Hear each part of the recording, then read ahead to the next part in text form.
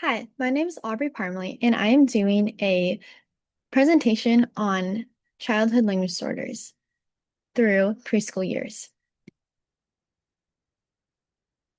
So this video is to allow and to show importance of why it is important to have early intervention and to help preschoolers receive the care that they need through therapy or other interventions if they have a language disorder.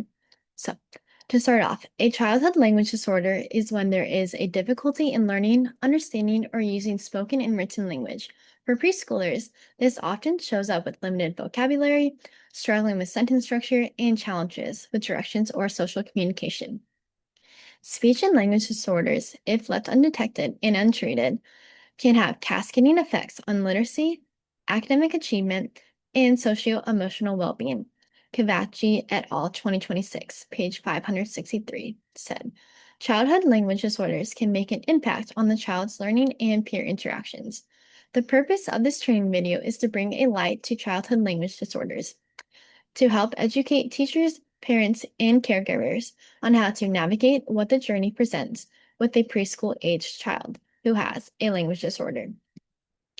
A few normal language milestones are linguistics. A preschool-age child's vocabulary expands significantly, especially by age 4, when they can say 1,000 or more words.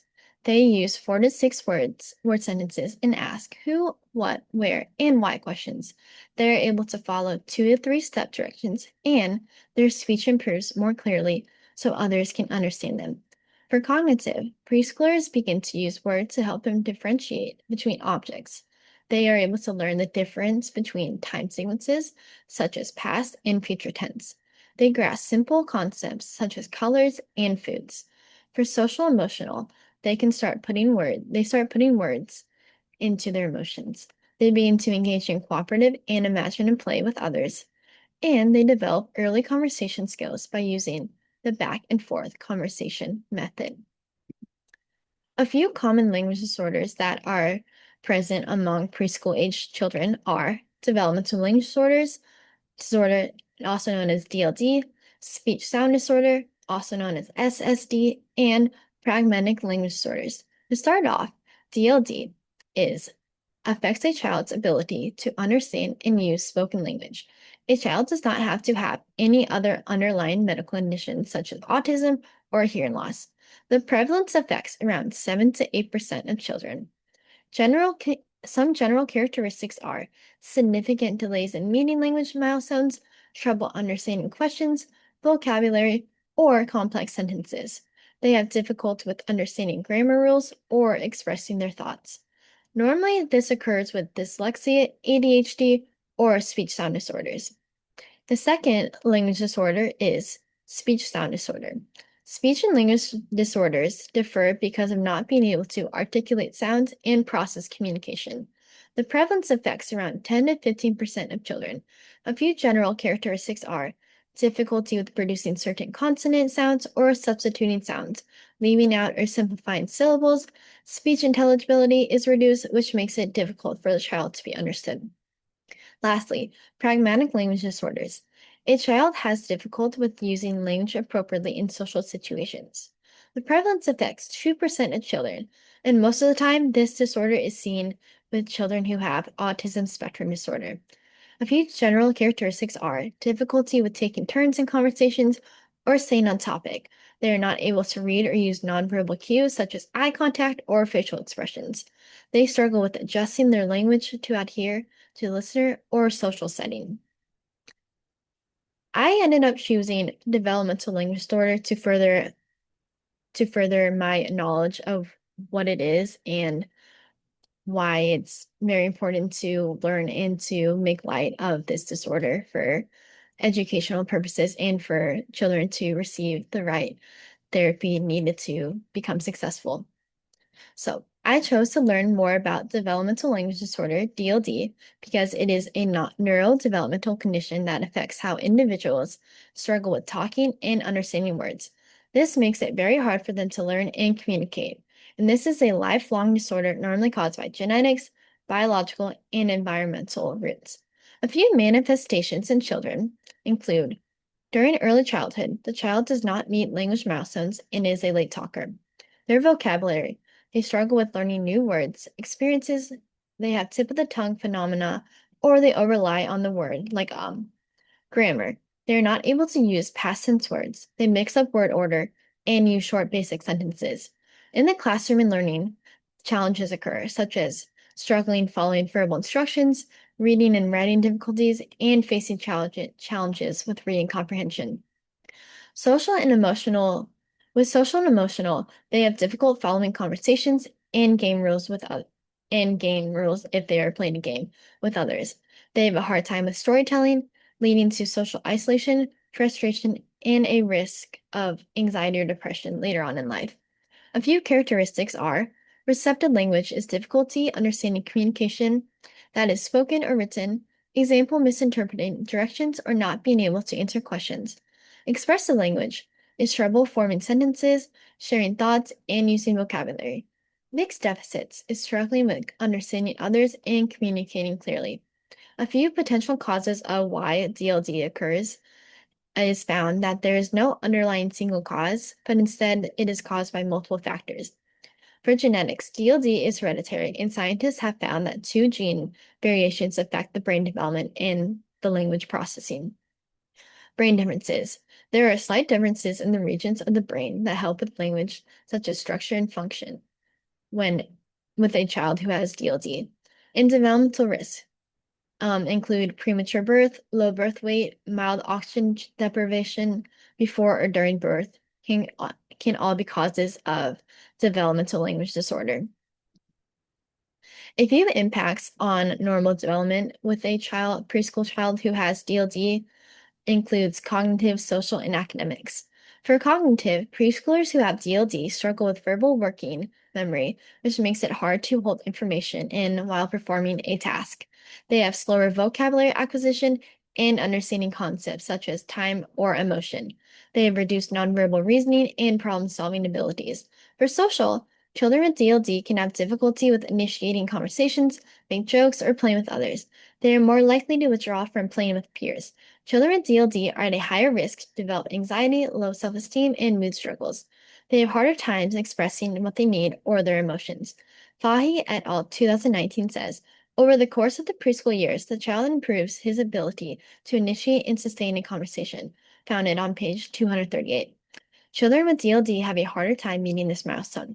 With their academics, preschoolers who have DLD are at a higher risk for learning disabilities such as dyslexia. They struggle with learning literacy skills and recognizing sounds or short stories. They fail to follow directions because they cannot comprehend the question or instructions. A few roles and responsibilities that professionals have include speech language pathologists, audiologists, teachers, and parents. For the speech language pathologist, screening helps with seeing if the child is at risk for language delays. This is done through brief standardized tools that help inform the SLP. Assessment conducts different evaluations through standardized tests, observations, and parent interviews. Diagnosis evaluates different cognitive and linguistic aspects before diagnosing a child with DLD. Treatment designs interventions that are best for the child. These include vocabulary, sentence structure, narrative skills, and play-based therapy. The audiologist assessment and diagnosis. They provide hearing tests to make sure that this is not a cause of language delay. And if there is a language delay, treatment, they fit and manage amplification devices to make sure the child can hear properly. This allows language therapy to be more effective. Teachers and parents, for screening and assessment, they refer the child to a SLP if they notice any struggles with following directions, peer conversations, or expressing themselves. They give explanation of child's social and communication interactions. For treatment, they implement SLP strategies in the classroom and at home, such as visuals, simplifying directions during and give extra time for during daily activities or playtime. Screening and assessment. To further define what screening, assessment, evaluation, diagnosis, here are the definitions. Screening is to identify at-risk behaviors or early identification in development milestones. They are quick assessments or checklists designed to measure essential skills or identify learning gaps. An assessment is a continuous comprehensive test that allows gathering of evidence about a person's different strengths, weaknesses, and skills over a period. These help provide a detailed look into how the person develops in certain areas, such as education, psychological, behavioral, and language. Evaluation is known as the process in which professionals or educators assess their students or patients with different tools.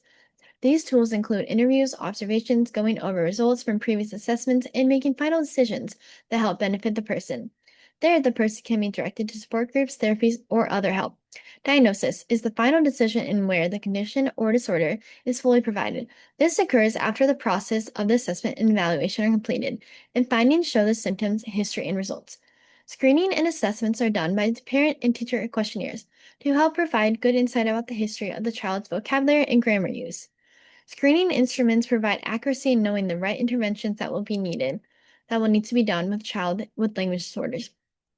During the assessment, a child could take a test like the clinical evaluation of language fundamentals to see if any areas need to be further assessed.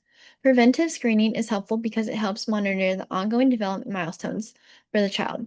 The importance of early identification allows the child to not need as much education services as they become older.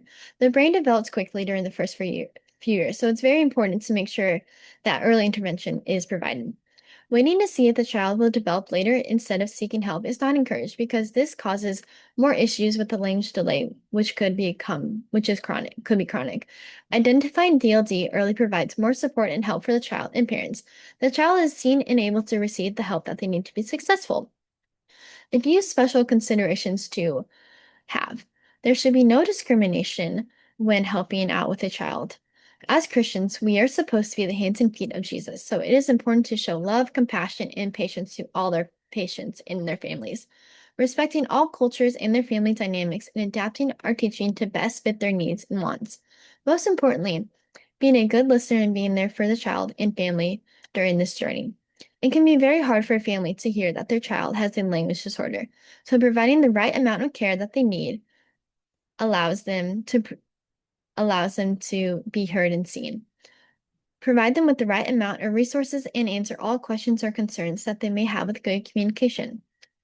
Chin Asami et al. 2025 says to provide high quality, patient centered care, they must navigate complex ethical dilemmas while adhering to ethical principles such as confidentiality, professional competence, informed consent, non discrimination, patient autonomy, benefits, and thorough documentation on page 18. A few strategies that an SLP can allow for a child through intervention or treatment approaches are conversational recasting and enhanced Malu teaching, also known as EMT. For conversational recasting, a child says words with grammar error, and the therapist repeats the child's words by correcting the grammar structure. Example, the child says, girl walk dog. The therapist will say, the girl walks the dog. This helps with the child's syntax, and they are able to learn grammar rules to form complex sentences. In this treatment, a child's platform utterance is recast by the clinician to retain the semantic information while correcting any grammatical or morphological errors, kappa. For EMT, speech-language pathologists use a child's interest in daily routines for teaching opportunities. This allows for engagement, responsive interaction strategies, and language production. Placing a desired toy up high, that way the child needs to request a toy. Once the child requests a toy through communication, the reward is giving the child the toy. EMT occurs on the daily, so this helps build vocabulary and communication. Educational outcomes. For a child with any language disorder, it is very important to provide the preschool age child with literacy acquisition, classroom engagement, and social and emotional well-being. Early intervention helps prepare the child for academic and lifelong success. Developmental language disorders affect multiple parts of a child's learning and social skills, so help through therapy provides the child the care that they need. Thank you so much for listening, and I hope this was very insightful and a very important tool that can be used to show why it is so important if a child does have a developmental language disorder to get the help that they need through therapy or any other professional. That way they can become successful and have a lifelong of learning and growth. Thank you. Bye.